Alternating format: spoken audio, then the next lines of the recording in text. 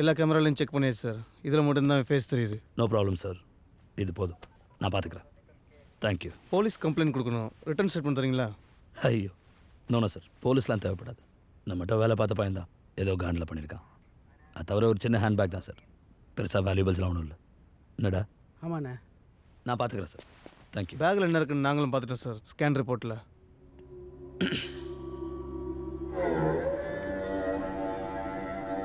என்ன பண்ண பார்த்துக்கு? நீங்கள் ரெகுலர் கஸ்டமர், இந்த மாதிரி டிரான்சாக்ஷன்லாம் இங்கே வச்சுக்காங்க. தேங்க்யூ. ஓகே.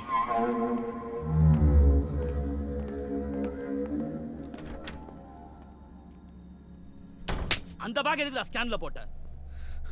அவனுக்கு தானே போட சொன்னானு. சொன்னா வெளில போயிட்டு ஃபோன் பண்ண வேண்டியதானே? கண்டவன்ட்லாம் பேச்சு கேட்க வேண்டியிருக்கு. இவனுங்கள விடு, என்ன பதில் சொல்றது? அழகா பண்ணிட்ட. பணத்தை வேற வாங்கியிருக்கேன். பொருளுங்கன்னு கேட்டால் என்னடா சொல்லுவேன்? நீ ஒன்றா வேற ஏதாவது அரேஞ்ச் பண்ணுங்கண்ணே. நான் 2 டேஸில் கண்டிப்பாக பிடிச்சிருவேண்ணே. வேற ஏதாவதுன்னா 2 கோடி என்னன்னு தெரியுமாடா உனக்கு? தெரியுமாடா? பருப்பு வியாபாரமா பண்றோம், ஒரு மூட்டை காணா போச்சு, இன்னொரு மூட்டை கொடுன்னு. இப்படி பேசி சமாளிக்கிற அளவுக்குலாம் அழகப்பா சாதாரண ஆள் கிடையாதுடா.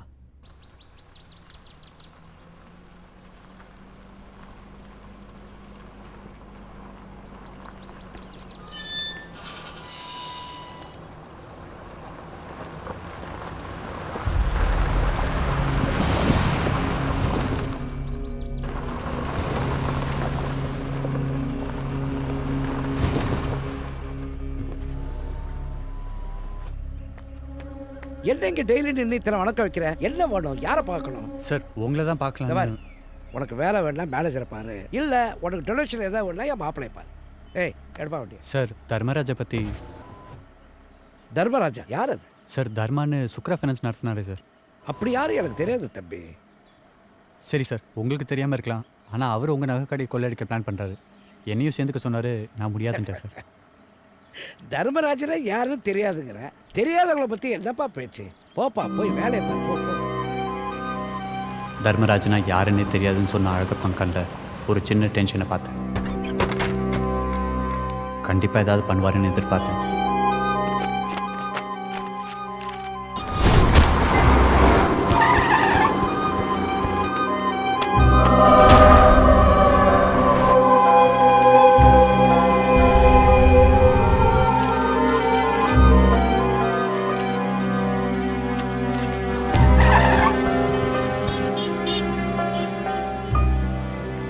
ஆனால் இந்த அளவுக்கு போவாருன்னு நான் நினைக்கிறேன்.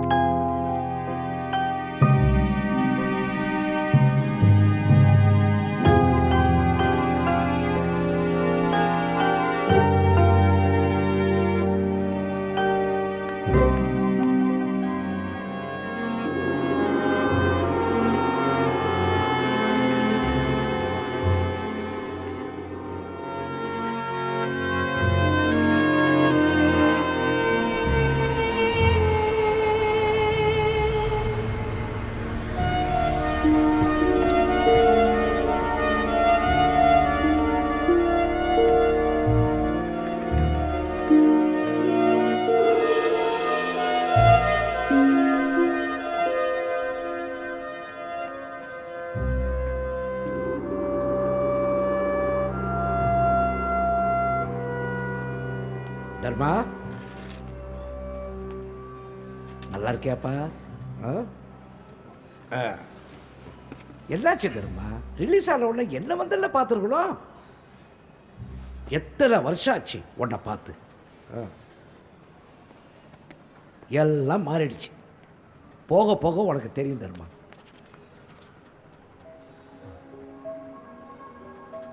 ஒரு தம்பி வந்தான், வந்து என்னென்னமோ வளர்றான். நீ யார் கூடயே சேர்ந்து என் கடையை திருட போற, அது இதுன்னு எதோ சொல்கிறான். அவனுக்கு தெரியாதில்ல நம்ம உறவை பற்றி. எனக்கு தான் உன்னை நல்லா தெரியுமா தர்மா. உன்னை இப்படி பார்க்கவே கஷ்டமாக இருக்கு தர்மா. தப்பாக எதுவும் ட்ரை பண்ணிடாது ப்ளீஸா. சீக்கிரம் குணமாயிட்டு வா, நான் இருக்கேன். நீதான் ஐயரா? ம், உன்னை பத்தி ரொம்ப கேள்விப்பட்டேன். பார்த்துக்க, படகடம் ஏதாவது வேணும்னா என்கிட்ட கேளு. Okay, right.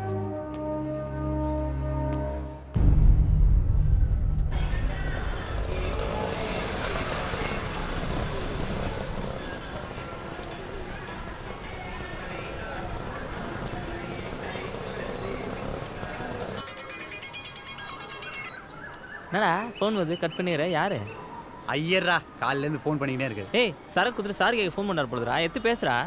யாரு? ஐயர். அப்படி இருந்தால் நேரில் வர வேண்டியதானே? எதுக்கு மச்சான். phone ல? ஏய் ஏய் ஹாய், இப்போ தான் உன்னை பற்றி பேசிட்டு இருக்கேன், நேரில் வந்து நிற்கிறேன். அப்பெல்லாம் 100 இயர்ஸ் கன்ஃபார்ம்ல. நீ என்ன வேலை பார்க்குறேன்னு சொன்ன? அதான் சொன்னமே, மெடிக்கல் ரெப் அனசின் க்ரோஸ் ஏய், உருவா. நான் உன்கிட்ட கேட்டனா? நீ சொல் அர்ஜுன், என்ன வேலை பார்க்குற? பதில் தெரிஞ்சுக்கிட்டே ஏன் கேள்வி கேட்குற? உண்மையை உன் வாயால கேட்கணும்னு சொல்லு. இதோ பாரு, எல்லா உண்மையை சொல்லணுங்கிற அவசியம் கிடையாது. சொல்கிறதெல்லாம் உண்மையாக இருந்தால் போதும். இது வரைக்கும் நானாக உன்ட்ட சொன்னதெல்லாம் உண்மை. நல்லா பேசுற.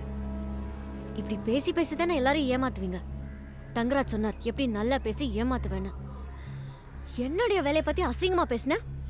அப்படி பேசுறதுக்கு முன்னாடி நம்ம என்ன வேலை செய்றோம்? ஏன்டா அப்படி பண்ண? ஏன்டா அப்படி பண்ண? நாங்க தான் பொருள் எடுக்கணும்னு சொன்னோம்ல, அப்புறம் ஏன்டா அப்படி பண்ண? அப்புறம் அப்படி பண்ண? யோ ஐரே, அன்னைக்கு அந்த ஆளோட சேர்ந்து செக் வைக்கும்போது நல்லா இருந்துச்சுல. என்னமோ சொன்னா இதுவும் செய்வோம் இதுக்கு மேலேயும் செய்வோன்ட்டு. நான் என்ன செய்வேன்னு காமிக்க வேண்டாம். அதான் அழக பண்ணிட்டு போய் ஒரு ஹலோ போடா சொல்ல. மடப்பையில. நீ போய் அவன்ட்ட ஹலோ சொல்லிட்டா இந்த பிரச்சனை முடிஞ்சிருமா? டேய், என்ன செஞ்சா நம்புவீங்கடா? என்ன செஞ்சா நம்புவீங்க? தர்மா செத்தா நம்புவியா? தர்மா செத்தா நம்புவியாடா? குத்துயிரும் கொள்ளையுமா உசுறு போராடி ஆஸ்பத்திரியில் படுத்திருக்காண்டா. என்ன சொல்றாரு? தூக்கிட்டாங்கடா. அழக பையன் புத்திய காமிச்சிட்டான். செய்யாத தப்புக்கு தண்டனை அனுபவிக்கிறதே தர்மாவுக்கு தலையெழுத்தா போச்சு. முதல்ல அழக பணம் நம்பினா ஜெயிலுக்கு போனா, இப்போ ஒன்றை நம்பினா குத்துயிரும் கொலையுருமா உசுருக்கு போராடிட்டு இருக்கான். தனக்குன்னு எதையுமே யோசிக்காதவன்டா தர்மா. ஆசைக்கு ஒரு மக, அன்பான மனைவி, காஞ்சிபுரத்திலே ரொம்ப மரியாதையான குடும்பம், பார்த்துக்கிறதுக்கு பரம்பரை பட்டு தொழில்னு ரொம்ப சந்தோஷமாக வாழ்ந்துக்கிட்டு இருந்தவன். அவன் தாத்தா ஒரு ஆர்வத்தில் கட்டிட்டு பாதியில் அம்போன்னு விட்டு போன பள்ளிக்கூடத்தை கொஞ்சம் ரெடி பண்ணி வசதி இல்லாத குழந்தைகளை நல்லா படிக்க வைக்கணும்னு ஆசைப்பட்டான்டா. கொஞ்சம் கொஞ்சமாக குழந்தைகளை சேர்த்து இலவசமாக எல்லாத்தையும் சொல்லி கொடுத்து தனக்கும் அந்த பள்ளிக்கூடத்துக்கும் ஒரு அர்த்தத்தை தேடிக்கிட்டான். நல்லது பண்ணுறதுக்கு வெறும் நல்ல மனசு இருந்தால் மாத்திரம் பத்தாது. வசதி குறைச்சி இல்லாமல் அந்த குழந்தைகளை பார்த்துக்கணும்னா நிறையா பணமும் வேணும்னு தர்மாவுக்கு போக தான் புரிய ஆரம்பிச்சது. எப்படியாவது அந்த ஸ்கூலை டெவலப் பண்ணணும்னு தர்மா ரொம்ப ஆசைப்பட்டான். ஸ்கூலுக்கான ஃபண்டை கலெக்ட் பண்ணுறதுக்கு நிறைய முக்கியமானவங்கள இன்வைட் பண்ணியிருந்தான். அந்த ஃபங்க்ஷனில் தான் அந்த பாலா போன அழகப்பனை தர்மா முதல்ல சந்திச்சான். அப்பாவே சாதாரண நகைப்பட்டுதான் வச்சுருந்தான். என்ன சொல்கிறார் சார்? அவர் இல்லை, எவ்வளோ தரேன்னு சொன்னார். ஒரு நல்ல காரியத்துக்காக கேட்குறோம், கண்டிப்பாக நல்லபடியாக பண்ணுவார். 1000 ரூபாய்க்கு மேலே 1 ரூபாய் கொடுத்தா கூட நீங்கள் என்னை வந்து பார்க்க வேண்டாம். ஒருவேளை கம்மியாக கொடுத்தா நீங்கள் கண்டிப்பாக என்னை வந்து பார்க்கணும்.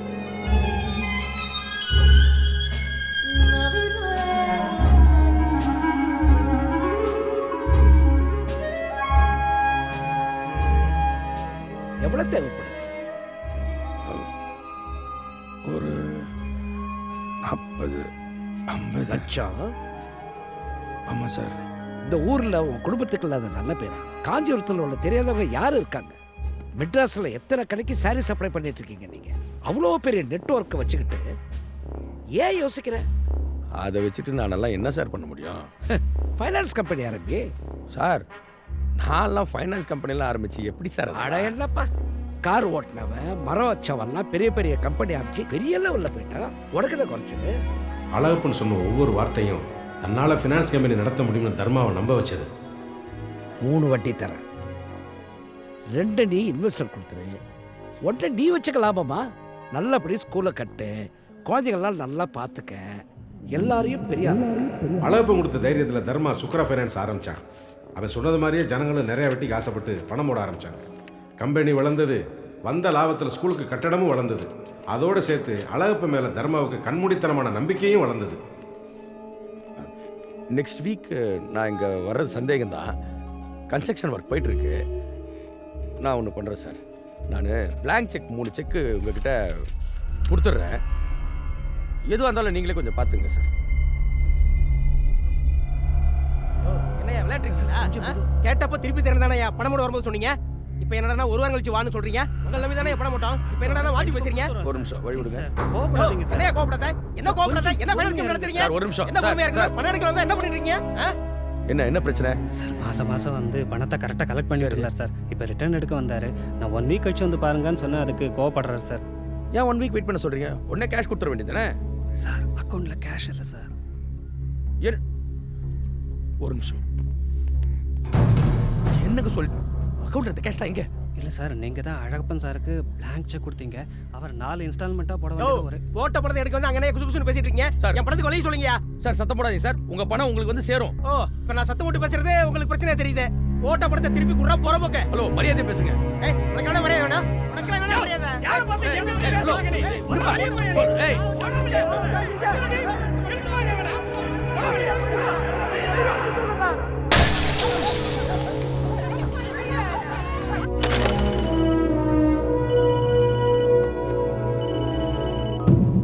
ஹலோ சார் என்ன சார் இது நீங்க எங்க இருக்கீங்கன்னு தேடி கண்டுபிடிக்கிறதுக்குள்ள என் உயிரே போயிடுச்சு சார் எல்லா செக்கையும் நீங்க என்கேஷ் பண்ணிட்டீங்க இங்க பணமே இல்லாம ஒரே பிரச்சனை ஆகி அடிதடி வரல போயிடுச்சு சார் என்ன தெரியுமா சொல்ற அப்படி நடக்க சான்ஸே இல்லையே இப்படி எங்க இருக்க சார் நான் ஆபீஸ்ல தான் சார் இருக்கேன் என்ன சார் நீங்க இங்க வெளியில கூட்டம் அதிகமாயிடுச்சு சார் இந்த கூட்டத்தை கண்ட்ரோல் பண்றதுக்காக லோக்கல் போலீஸ் ஸ்டேஷன்ல சொல்லி பந்தோபஸ்து ஏற்பாடு பண்ணிருக்கேன் சார் கரெக்டான காரியம் பண்ணியிருக்க தர்மா சரி ஒன்று பண்ணு எனக்கு தெரிஞ்ச இன்ஸ்பெக்டர் ஒருத்தர் இருக்காரு அவரை அனுப்புறேன் அவரோட பத்திரமா கொண்டு போவாரு நீ அவரோட போயிடு சார் அரெஸ்ட் ஆக சொல்றீங்களா சேச்சா இதை போய் அரெஸ்ட்டுக்கு பேசி கூட்டம் கோவமா இருக்கு கோவம் அதிகமாகி ஒன்று ஆஃபீஸை உடைக்கலாம் இல்லைன்னா உண்மையில கை வைக்கலாம் உனக்கு எதுவும் ஆகக்கூடாதுங்கிற ஒரு நல்ல எண்ணத்துல தான் இதை சொல்றேன் ஈவினிங்குள்ள எல்லாருக்கும் பணத்தை கொடுத்து ஃபைசல் பண்றது என் பொறுப்பு என் மேல நம்பிக்கை இல்லை உங்களை நம்பி தானே சார் எல்லாமே பண்ணேன் அந்த நம்பிக்கை எப்போதும் வீண் போகாது சார் நான் ஹலோ சார் போகணுமா என்ன ஆட போட அவன் குடும்பத்துக்கு இருக்கிற நல்ல பேரை அவன் பயன்படுத்திக்கல நான் அதை காசாக்கிக்கிட்டேன் பணம் போட்டு தான் லாபம் சம்பாதிக்கணும்னு அவசியம் இல்லை எப்படியும் சம்பாதிக்கலாம்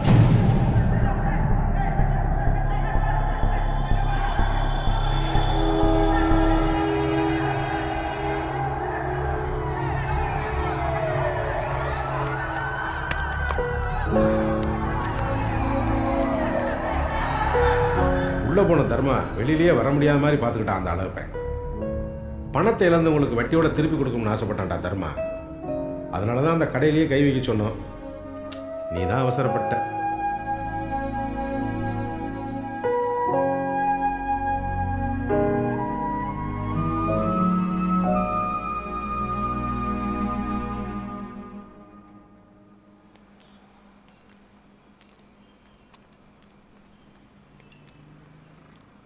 நல்லது பண்ணணும்னு நினைக்கிறவங்களுக்கு தான் எப்பவுமே கஷ்டம் வருது தப்பு பண்ணுறவங்களாம் நல்லா தான் இருக்காங்க.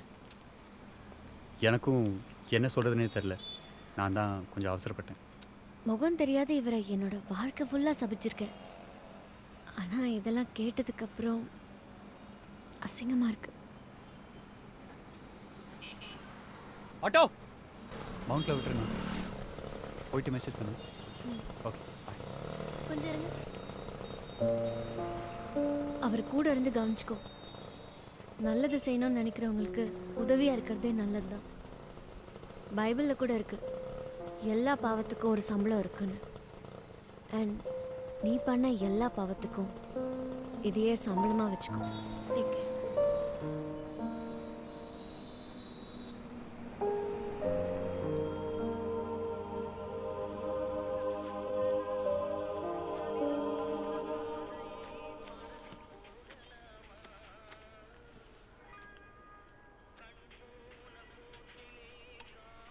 இப்போ வருத்தப்பட்டு சரி அதை விடு. ஏய் கொஞ்சமாக ஊற்றுப்பா. என்னென்னமோ பிளான் பண்ணோம், எல்லாம் சொதிச்சிடுச்சு. அழகா இப்போ என்கிட்ட வந்து பேசினா பாரு, குப்புன்னு வேர்த்துருச்சுடா. பேசுனதே வெதுச்சா? இந்த அழகில் அவரோட நகை கடையை திருடத்துக்கு வேறு பிளான் போட்டுக்கிற. சரியான ஆளே நீ. தம்பி 4 ஆம்லெட் போட்டு எடுத்துருப்பா. பத்தவை சாப்பிட தானே கேட்குறோம்.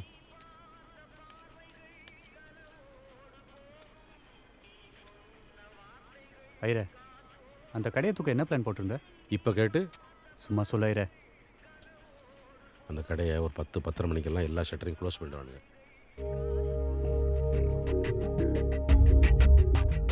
ஐயர் சொன்ன பிளானை கேட்டால் பண்ண முடியும்னு தான் தோணும். ஆனால் அதில் நிறைய சிக்கல் இருந்தது. ஷட்டரை தொட்டா கத்தி ஊரே கூட்டுற அலாரம், எல்லா ஃப்ளோர்லையும் எல்லா பக்கமும் சிசிடிவி கேமரா, இதையெல்லாம் தாண்டி அந்த லாக்கர், அதோட கதவு, சான்ஸே இல்லை. பண்ணணும், ஆனால் அதை ஏன் ஸ்டைலில் பண்ணணும்னு அப்போ நான் முடிவு பண்ணேன். இதுதான்டா நான் வச்சுருந்த பிளானு. பா சூப்பர் பிளான் ஐயரே. நகை கடையை திருடுறதுக்குல நம்மளாம் ஜெயிலுக்கு போகிறதுக்கு. ஏய், ஏன்டா ஆரம்பிக்கும் போது அவசரமாக பேசிக்கிட்டு. என்னது ஆரம்பிக்கும் போதேவா? என்னடா சொல்கிற? சத்யா ஜுவல்லரி பண்ணுவோம்.